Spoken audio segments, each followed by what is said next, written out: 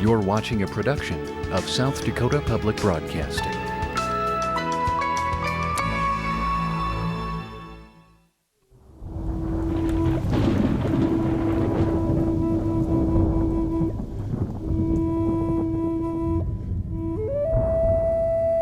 Sometimes you feel that maybe we don't exist. We don't exist in the actual world in which we live in. American Indian perspective, place is always central. Place or space. We didn't have a voice until we started to write our language ourselves. It is just so simple. It is just respecting all of life, the universe, every drop of water, every grain of sand, and ourselves in that process.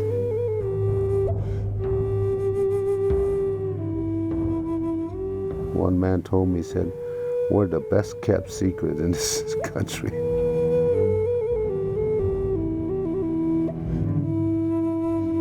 This is the land of the Oyate, the people.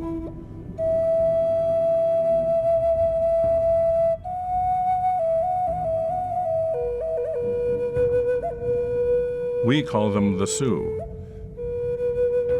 They call themselves the Lakota, the Dakota, and the Nakota, an alliance of friends. They are one people of an ancient culture, a culture that today continues to possess an ancient knowledge.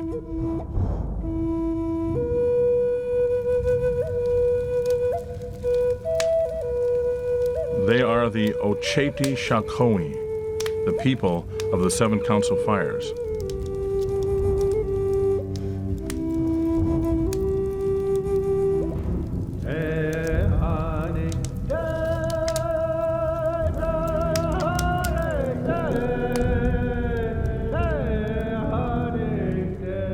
For 600 years, as a nation, we have lived with the misconception that Columbus discovered America. What he did was stumble upon a land already occupied by many people and many nations. In the center of that vast land were a people who refer to themselves as the Oyate, the people. From the very first encounters with Europeans, there was misunderstanding and miscommunication. The French trappers came into the Great Lakes area in the 1600s. And when they ran out of fur and pelts, they moved further west. And one of the Dakota divisions, there are 4 divisions in the D dialect, east of the Missouri. They came upon one of them, and they told them, they said, you can't come any further. So they went back to the Ojibwa in the Cree, because they've been working with them. And they said, who are those people? And the old man, they asked the old man, they said, who are those people? And he went, Nadawisi. One like that. So the interpreter said, snakes. They're snake people. So we've been tagged with that. And in French, the Frenchmen took that Nadawisi, and in French language, some words, if you pluralize it, you add O-U-X. So they add O-U-X to Nadawisi, and it's Nadawisu. And eventually just the word Sioux come out of that. What he was making reference to was, they're from the Snake-like River up in Minnesota, northern Minnesota. But in those days, we rely on translators. So when they saw that motion, they said, oh, snakes. And that happened a lot with the early translators. They kind of guess what you're saying because there was a language barrier. A lot of things were misinterpreted and create a lot of misunderstanding among us, and that's one of them. The Lakota people, the Sioux people, seem to have accepted that name and really not understanding what it was. except that when two people don't understand each other, all they could do is just trust the other, in whatever communication they get going. And it soon became a common name. Now, I see a lot of tribes now more than ever saying, no, we don't want to be known as Sioux. We are the Oyate. It's Oyate, it's not Sioux. That never belonged to us. Who are these people? Where did they come from? How did they get here? Have they always been here? What has changed for them over the last 500 years? To understand them as a people, we must first know their history.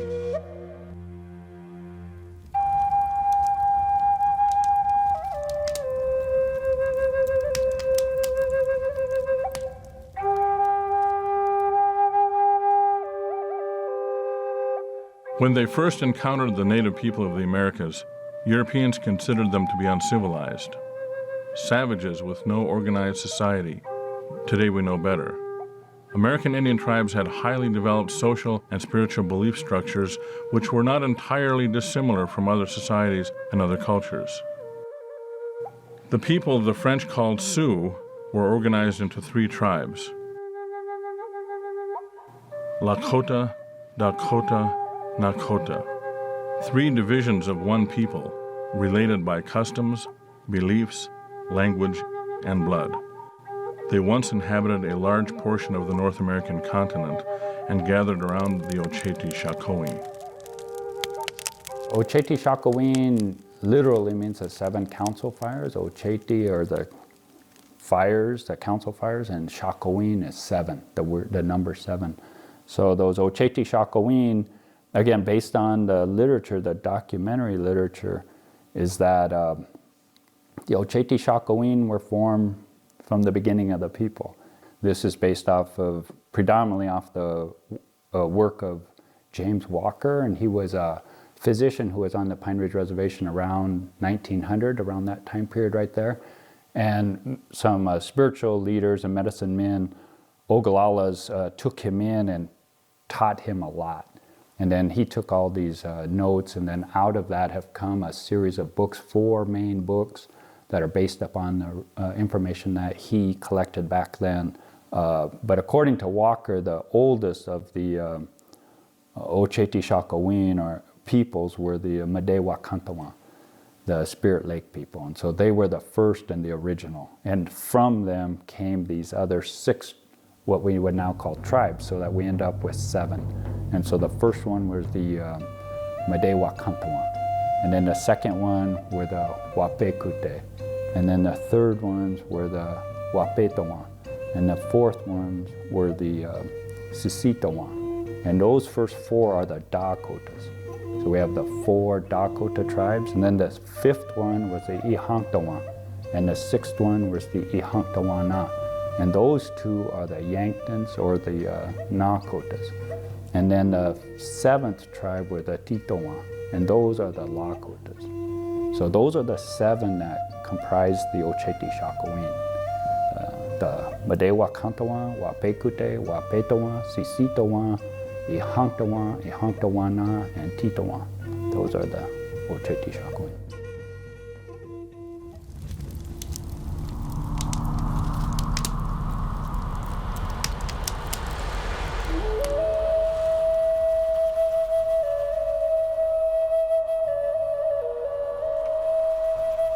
Scientists in fields as diverse as linguistics and anthropology have long argued that these people had settled in this region of the continent as recently as the 1700s, moving into the area from as far away as North Carolina.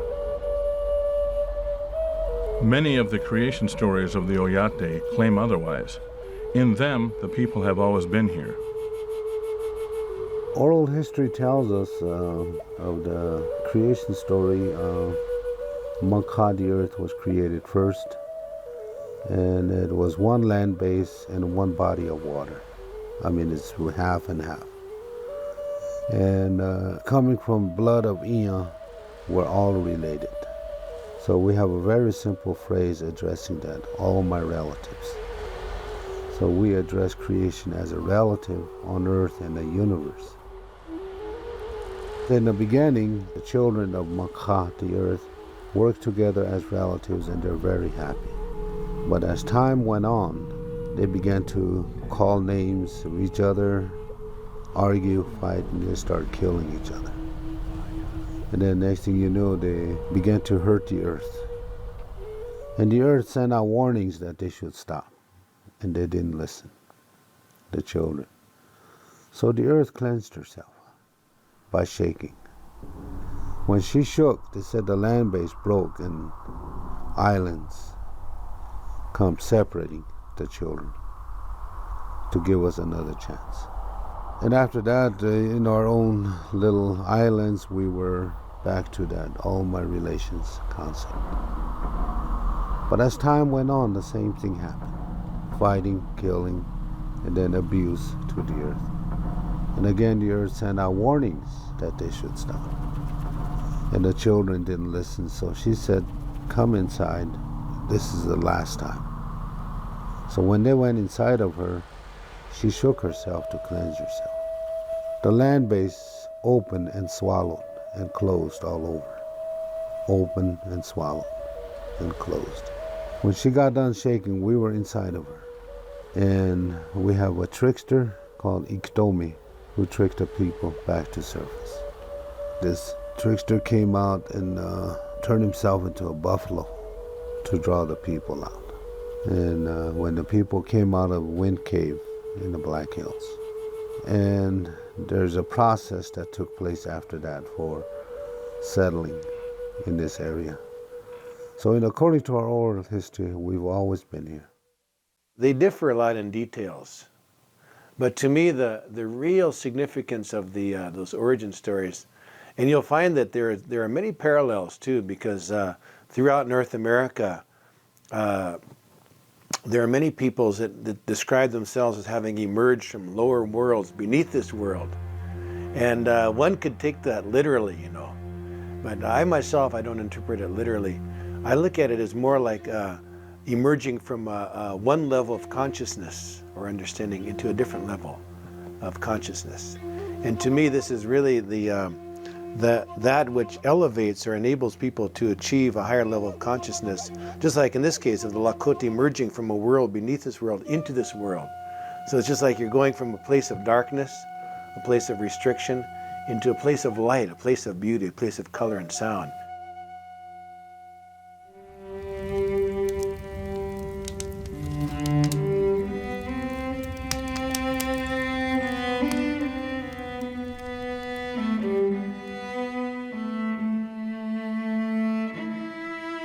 While every human society on Earth has its own origin stories, and those stories do not always support the scientific explanation of how they came to be on this planet, they do form the core of their spiritual beliefs. Spirituality has been at the center of life in the Dakota Lakota world since before the arrival of European cultures. Well, it seemed, in Lakota society, and I think in Oceti Sakowin society, kinship is everything. Relatives are everything. So as that original, if we go with what Walker said, that the Medewa Kantawan were the originals people, then as they grew in size and other people split off for various reasons, they all maintained those relationships of being related. So even though they might not see each other for long times, they still knew they were relatives. And then ideally, once a year, everyone would come together, and that would be probably over during some major ceremonies. The rest of the year, these were very independent peoples out. So it seems probably the purpose of Oceti Sakowin is to maintain relationships between these geographically dispersed peoples that all have a common origin. Typically, people break into groups. Familiarity is a lot to do with it. Who you're best friends with, and your best neighbors. Throughout history, it's always been that way. Our particular group here, there were 22 what we call T Oshpaya. Oshpaya is a group. T means a small group that lives together. So it's called T Oshpaya. And to be a member of a T Oshpaya, number one, you have to be of the same bloodline. You marry into it, or you're adopted into that system. Today, anthropologists call it extended family. But a T Oshpaya is all based on blood, adoption, and marriage. As Lakota people, we took care of not only our own, but others in the camp. That's always been demonstrated, throughout time by the providers of the camp, making sure that everybody in camp had enough to eat. The hunters came back, and those young men that went out hunting that had no families, they would provide for the elders of the camp, for the children of the camp that were orphans. Nobody was ever left out. Now, in that sense, we were living a life, a holistic life of a circle.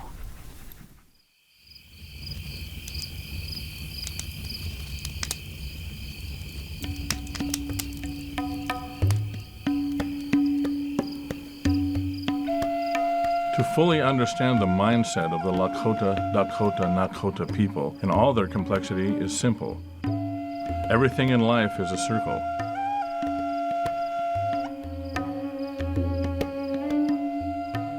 If you see a bird's nest, it's usually round in a circle, just kind of encompassing the young and nurturing the young within that circle. Well, we learn from the animals is exactly how we set up our own homes and teach our own children and nurture our own young. And with that, learning from our other relative nations, the animals and so forth, then we began to live that holistic life as two-leggeds. And in that way, we set up our villages, we set up our own homes in a circle and looked after everyone in that circle.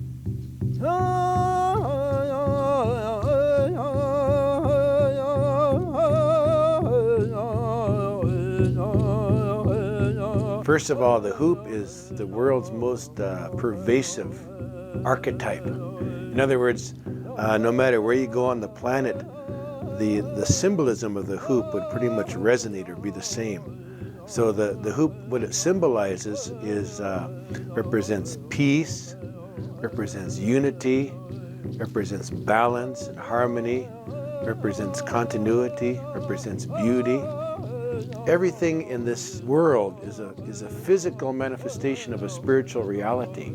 Of course, the spiritual worlds are beyond the capacity human beings to fully grasp, but yet using this principle we can understand that everything here is a counterpart to something in the spiritual worlds above. And so therefore the Lakota people would study this creation in detail because it would offer insights into spiritual reality. So basically the most pervasive form that we can see in creation is the hoop of life. It just permeates everything, the hoop of life. And so this is a very important symbol. It represents the sign or the mark of the Creator, Tunkashila, Wakantunka, on this creation.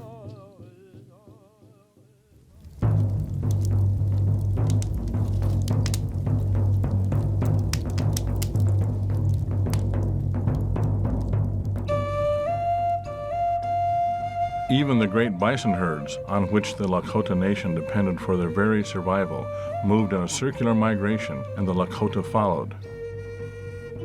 For their cousins to the east, the Dakota and Nakota, life was different for a reason. Lifestyle was dictated by the lands on which they chose to live and the plants and animals of that region. For us Dakota people, it was different than the Lakotas because Lakotas were plains people. In our area, we had a tremendous amount of richness, both fur-bearing. We had the deer, we had the elk, we had antelope, we had fish, We had fowls of different kinds. So we didn't have to really migrate. Dakota homelands is Minnesota, Wisconsin, Iowa, South Dakota, Canada, this whole area. The Dakota had rice that they harvested, and they had maple that they used as a sweet drink or a sweetener. You know, so there are things that we didn't do as cultural differences, but basically our prayers were the same. Some of our ceremonies had to be the same. We had to get married, and we had to name our children. And so many of those ceremonies were human things. Because the Dakota lived in an area with many lakes and rivers, they did not have to depend on the bison for survival. For the Lakota people living west of the Missouri River in much drier lands, life was very different.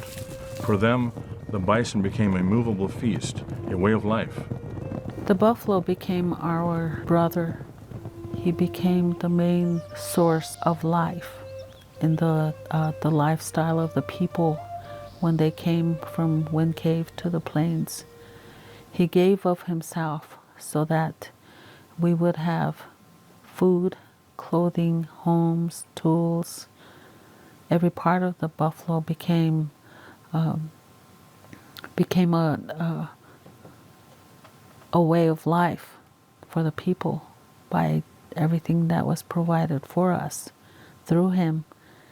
Even in the lifestyle that the buffalo lives, we learn. The buffalo is central, and being a plains people and what we use the word nomadic people, the buffalo is what allowed that lifestyle. Because the buffalo moved, the people could move. And as long as you had buffalo, you had everything you needed to live. So wherever the buffalo were, you could live.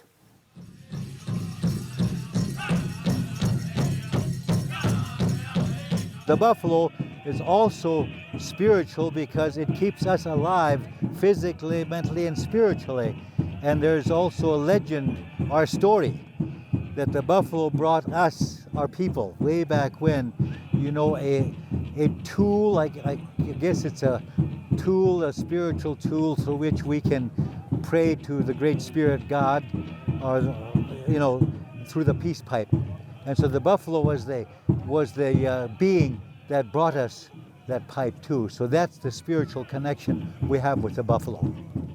We want to teach our people to take on the characteristics of that buffalo and to be able to, they always tells us a story about a blizzard coming and the buffalo will face the blizzard, you know, they'll hit the blizzard or the storm head on. And that's what we want people, that's our walk of life here as Lakota people.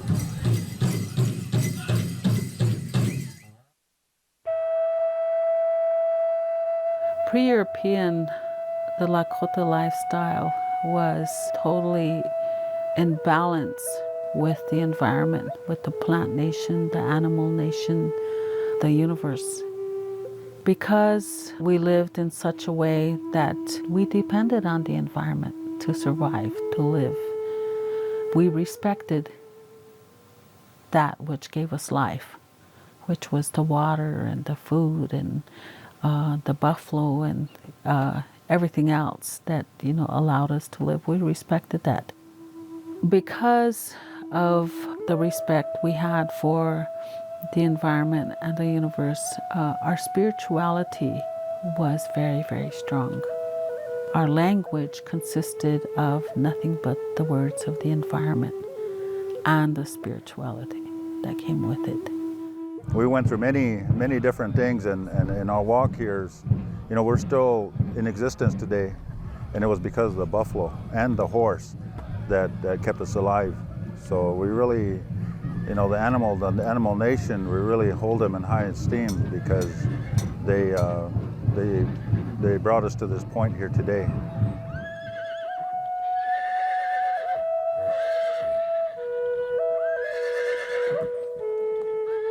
I hate to use the word animal because we don't have any concept of animal in our culture, in our language. We call them living beings of the earth or nations.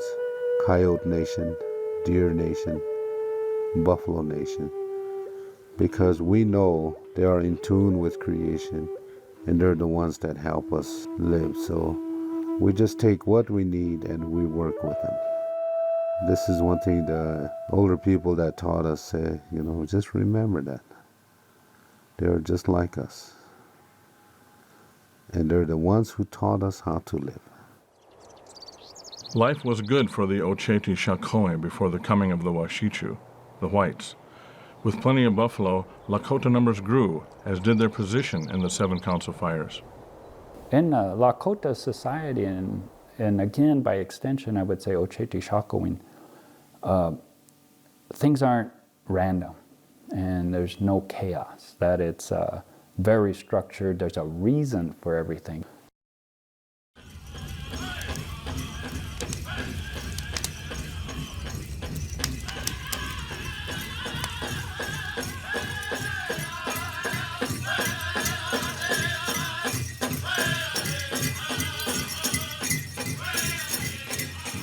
The circle of life for the Lakota Dakota people has always been and remains even today both simple and complex.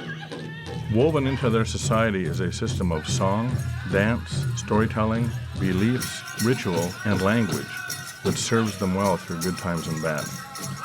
We tell the next generation so that they would remember. And I think that it's in the songs. It's in the songs. And my Auntie Nellie and her husband, Matt Tubles, they saved many of those old songs. And every now and then when I go over there, they say, Auntie Nellie, could you sing me some songs? And I make sure I have my recorder on because those are the last ones that are the ancient. The ancient songs that has the memory bank. Many times our songs carry history. I think a lot of times in our current use of the arts, music and dance, it's people automatically, it seems like automatically put it in a category of entertainment. But you see the native people, I'd say indigenous people or Lakota people or any tribal people you might say, they use the arts for the opposite purpose, opposite reason, totally opposite. In other words, you use the arts when you want to connect with reality. Connect with something which is true, which is real, which is genuine.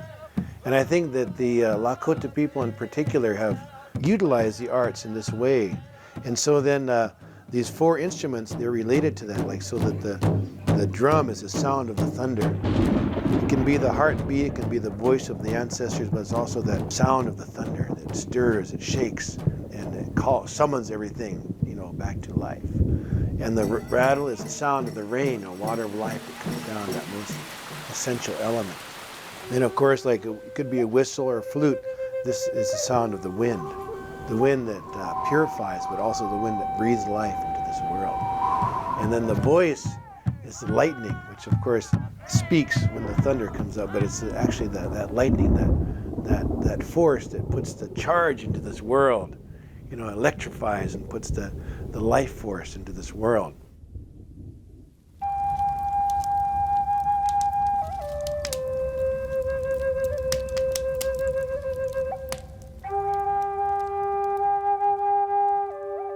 To the old way of life, prayer, ritual, dance, and music were all part of the dance of life. It was also a way to keep the history of their people alive through their oral tradition.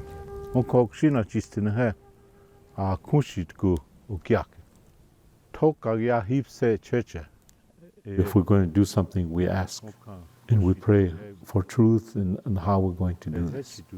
And then the messengers or friends from Spirit will say, I'll give you a song and you need to learn the song when you do something important.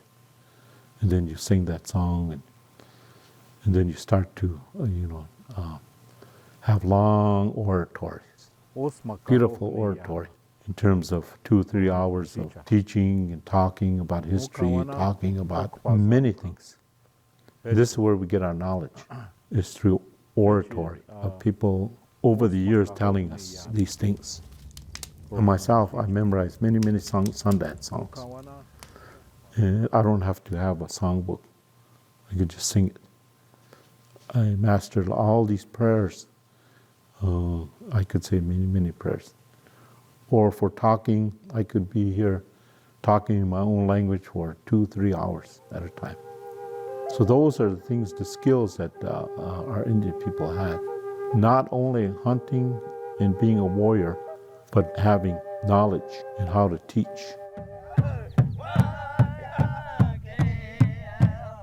The reason why we have traditional songs is to give a memory to that body. Body memory has a lot to do with healing. If you went astray and came back and you heard that old song again, it seems like you're home and you feel like you're part of it again. That body memory and that vibration would bring it back. So some songs we can't change. And we share some of the melodies. We share exact words with other tribes, not necessarily Nakota, Dakota, Lakota. Other tribes have the same melodies. So that's why we have those grand gatherings where now we call them intertribal songs. They belong to all tribes. These deep thoughts are our ancient wisdom and knowledge that comes from our grandfathers and grandmothers. That's our wellspring of knowledge. So anytime we talk about something that is already there and then we just reform it to make it more meaningful to ourselves, we need to describe that and say that this is Native American ancient knowledge.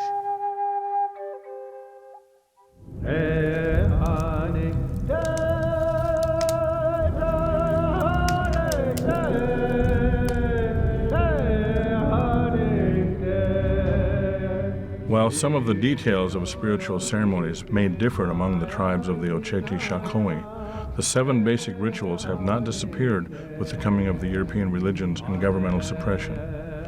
Most, if not all, are still practiced in one form or another to this day. If particular numbers appear to be important to the Oyate, it is because, in their belief, numbers are sacred. The 2 most important numbers in Lakota society would be 7 and 4. And 7 structures social things. So the ideal is to have 7 social units, or to use the number 7 to do things socially. That's why the Oceti Sakowin, the 7 council fires, and of those 7, 1 are the Titawan. They are subdivided into 7. And then one of those are the Ogalalas, for instance. And ideally, the Ogalalas were divided into 7 Teoshpayes. So you see 7s and 7s and 7s as far as social organization. Then the number 4 is ritual. We see the 4 winds, right? And ritually, things are done in 4s. So those 7 and 4 are very important. Then you combine those or multiply them. 4 7s gives you 28, and that's one of the most important numbers, this idea of 28. So in Sundance Lodges, there'll be 28 divisions around the circle. In a month, there's about 28 days. In a Lakota month, because it's a lunar month, so you have 13 months in a year, there's 28 days. I've read that there's 28 ribs on a buffalo, and that in a war bonnet there will be 28 feathers. So there's this idea of the 28s as this combining the ritual and the social. So those numbers 4, 7, and 28 are very important. Also, even in the 7s, we see the 7 broke down into 4, 2, and 1. Just like we had 4 Dakotas, 2 Nakotas, and 1 Lakota. So the number 7 isn't just 7 by itself, but it's usually seen as 4, 2, 1. The 4 directions, 4, up and down, 2, and then the center, 1. And together that makes 7. And usually when people pray, then they address those 7 directions. So we see the combining of 4 and 7, and then the breakdown of 7 into 4, 2, 1. One of the 7 sacred rituals is the Hunka ceremony, the making of relatives. Lakota society is really based on kinship and making of relatives. And that's one of the 7 ceremonies, is the Hunka ceremony, where you make relatives. And those relatives that are Hunka relatives supposedly are stronger. That relationship or connection is stronger than a biological one.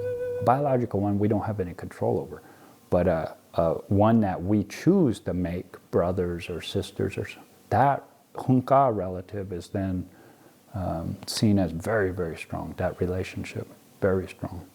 It's the making of relatives, where you adopt someone as a relative. It might be as a father, as a mother, as a son, or sister, brother, whatever those two individuals choose to make the relationship. If I adopt you, make a hunka brother, then my family treats you as a brother, just as a brother, no differentiation.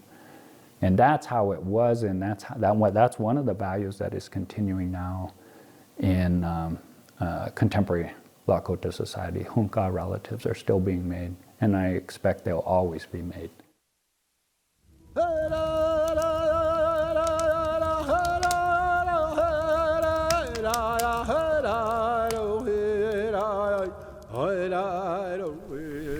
The circle of life for the Oyate has always been centered around the Tioshpaya, or extended family. Each person had a role to perform in keeping the circle whole. The social structure of the Lakota went that the men took on the roles of the protector, the provider, and the leadership roles as well.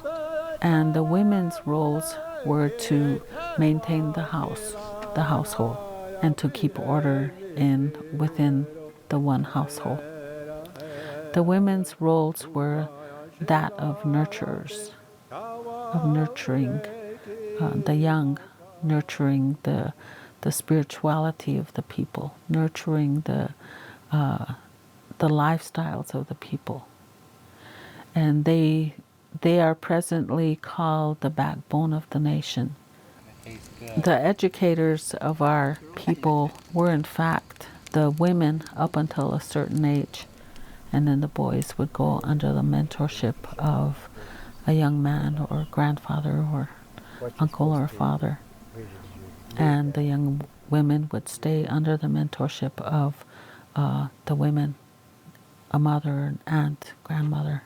And there was the grandmothers that actually were the educators of the very young. The women owned the house, or in teepee, the lodge, and their roles were anything associated with the house and the household. Men hunted, provided food that way, and the counselors and the governmental leaders, civil leaders, were almost exclusively men, and that's how the people will continue. So this idea of kinship, the idea of speaking the language, the idea of knowing the culture, the idea of respecting relatives and the environment, all of the values that we've heard about or that we've read about, I think ideally we're trying to perpetuate, and to varying degrees. But even those long ago peoples were not perfect, that humans are not perfect. So there's always this striving for the ideals, and Lakotas have some great ideals, and they guide everyday life. We rarely, if ever, achieve them, but they give us something to shoot for, something to aim for. That's the goal, is to be a good relative or a good Lakota. Lakota, as near as I can figure out, means when somebody is a Lakota, he is a man or woman of peace. That's what the term implies. You're a man of peace, you live in balance with creation, and you address all creation as a relative. Of all the sacred objects in Lakota beliefs, the sacred pipe is perhaps the most revered, even to this day. The story of how the people were given the pipe and sacred instructions for using it is perhaps as important to the Oyate as the story of Moses and the Ten Commandments is to Christians. This is the story of the maiden from heaven. Her name was Oceti Sakowin, which means the white buffalo calf maiden. Oceti is the calf. Oceti is a word of a buffalo calf, and then ska is the white, and then the ending wi is the woman. So Ptehinchila Sakowin, the white buffalo calf woman, that she was commissioned or authorized by the Tunkanshila, grandfather above, to convey a token of his love in his teachings. This maiden appeared to 2 scouts. The people were at that time in great need. They were starving, or something was occurring that necessitated these scouts to venture far out from their home. They saw something approaching. And then as it got closer, this one scout, I guess he was kind of the embodiment of a lot of the lower or animalistic tendencies. He told the other scout, he says, "It's a woman, let's go attack her." And the other one said, no, we can't. This is a holy appearance, something sacred. And as she approached, then she spoke, this woman said, that which you wish to do, now you may fulfill that. What you want to do, now's your chance. So anyway, that scout who had all these, you might say animalistic thoughts or tendencies, rushed forward, and then that cloud or mist descended, and when it lifted, then just his bones were there. And then she spoke to this other scout, "Your grandfather above has this great abiding love for his grandchildren," meaning the people of this earth, and so therefore he wishes to convey this love and these great teachings. And then furthermore, she says that she has been authorized to convey this on his behalf. She gave that scout the assignment of returning and gathering the people, and that in 4 days' time she would appear and present this message, this message from heaven. The oral tradition states that she did appear, and that she spent as much as 4 days amongst the people imparting these different teachings. The token that symbolized all the teachings that this maiden brought was that pipe, the calf pipe, the Ptehinchila Chanumpa. So then the person who received that Ptehinchila Chanumpa on behalf of all the present and unborn generations was a man who, by some accounts, his name was Tatanka Wosla Naji. It's a buffalo that stands upright. So then he received that on behalf of all the people, and he received the teachings. And then it just so it's just come down the line now up to today, and that to me this is the most important story. It's not necessarily an origin story, but it does, in one sense, it is an origin of the people's spiritual consciousness, their awareness of themselves as a people, as a kindred, who have a destiny before God, and who have something wonderful to bring into this world. And I think this is a very important story because, so much of history, the Lakota did, have had a great impact on history, and I think continue to and will have a great impact in the future. And I think that really the sense of purpose, sense of destiny started at that point there when this woman brought this teachings, which is what really the covenant. She renewed this covenant, this relationship between heaven and earth. And within that covenant, she brought spiritual laws which are immutable, they're changeless, They're the same. The spiritual laws that she presented are essentially the same as the basis of Christianity, the basis of Islam, the basis of all the different world religions.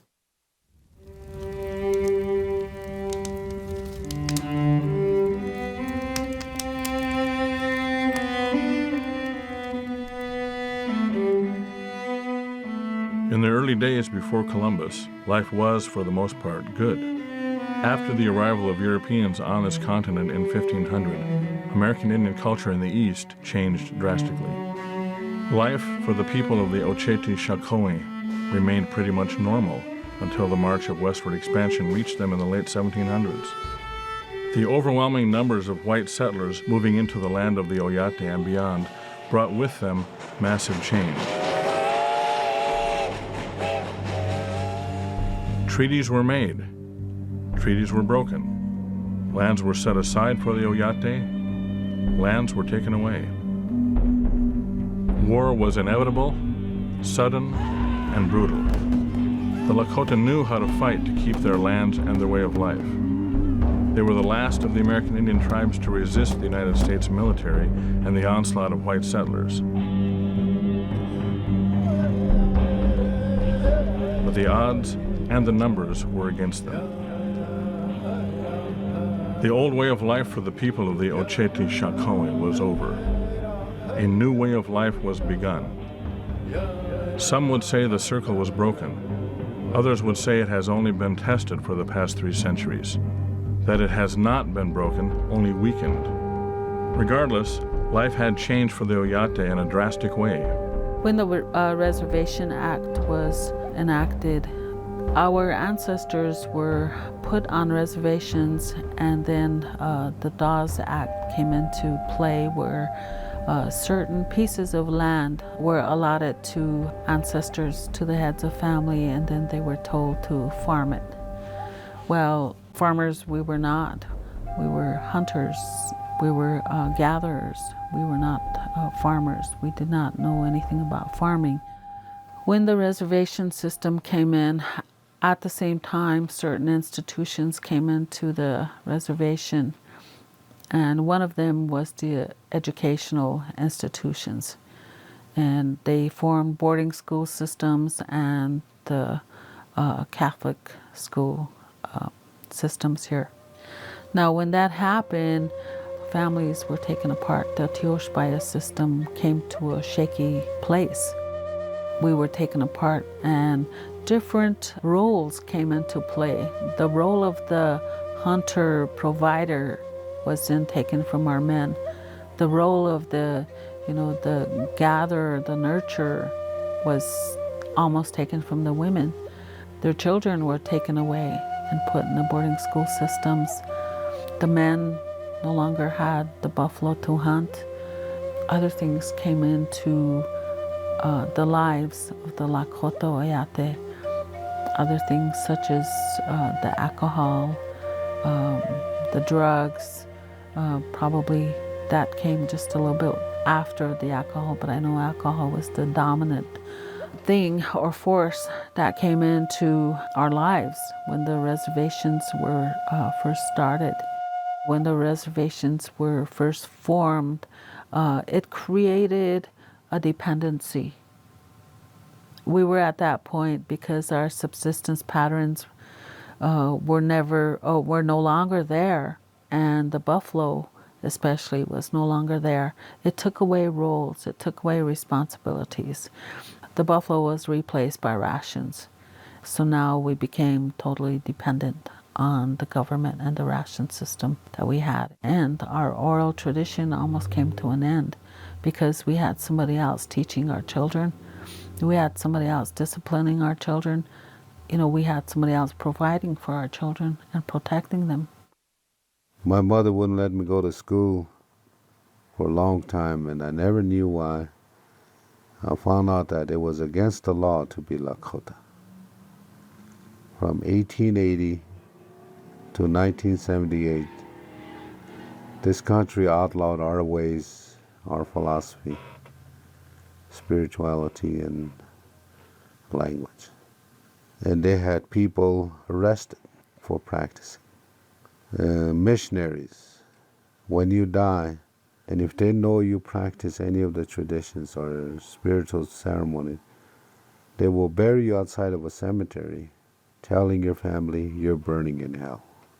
If you're 5 years old and your favorite uncle is buried there, that's going to put a lot of fear in the rest of your life, because you don't want to go to hell. It was really bad here back in the 50s and 60s. By 1950s, practically 100% of our people denied their Indianness. They're scared of our ceremonies. They spoke Lakota, but they're either Catholic or Episcopal.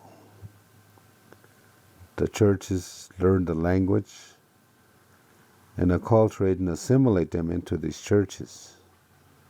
But that's all. So you put the two together, and they have a deathly fear of Lakota spirituality, thinking it was evil, it's bad. And that was the whole focus of the education system, right from the beginning, take this Indian out of here and fit him into this. And in order to do that, you have to break that child from family ties, family influence, and the language. So that's when the boarding schools were established to do that. I was very fortunate. I didn't get into a boarding school system till I was 16. When I walked in there, I was shocked because all my peers, because of my age, they put me in with the 8th graders. And most of my peers were ridiculing me because I was Indian. And all the students there were Indian students. I found out many years later that they had been in that institution since they were 5. So by the time they're teenagers, they've already been conditioned to deny their Indianness. And when you don't have that, you don't care about yourself. I'm no good, so I don't care. But if you know who you are, there's pride in that. And you want to keep that. What you see today among Dakota people or Lakota, Nakota, alcoholism, disease, lack of education, all of those came as a result of a disruption of a highly civilized culture.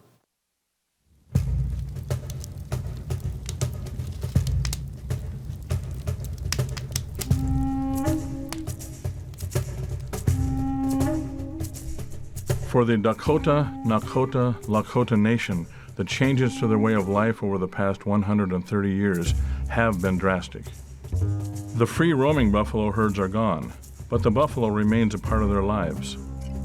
The freedom to move villages at a moment's notice is gone, but the people remain free on and off their reservations. The change brought poverty, disease, alcoholism, and lost hope. But the Oyate persevere. New generations have been born into this changing world of theirs, sometimes lost, sometimes confused, but often energized to make changes to their new way of life. We really do want to start with the children, and there's an emphasis on starting with children and trying to teach a more rounded or more accurate history, is what I argue. I think we've really been taught inaccuracies, or there's these huge omissions of history. So we just won't talk about that because it's too painful, or it doesn't paint us out in a good light. We're not going to teach about it. American Indians have a phenomenal dropout rate from the time kids start school to how many actually graduate high school is appallingly a small number. So something's wrong there. Something's not working and hasn't worked. So that's a huge challenge for those in the education field, and maybe broader than education, that American Indian things get relegated to the past, and that's the ideal. And so we're a fallen people from the get-go. And so rather than talking about culture, if we talk about history, then we're on a academic and a school educational footing that's equal. So we're going to look at history, and there's a long history before non-Indians get here, and it's a great history from all of the tribes here. That's a heroic history, and it continues all the way up to now, and it's still a heroic history. Bring it up here through termination, through the Indian Reorganization Act, through allotment, through the Black Hills case. Teach about history, American Indian history as it relates to this state. We can do it, and that'll give us all the same footing. When you get back to the language, the word for children, they say wakayaja, wakayaja, and the root of that word is waka. And I don't know, there's not really agreement as to how to exactly to define this word waka, but it has a lot to do with sacredness and holiness, has a lot to do with something that has a heavenly origin.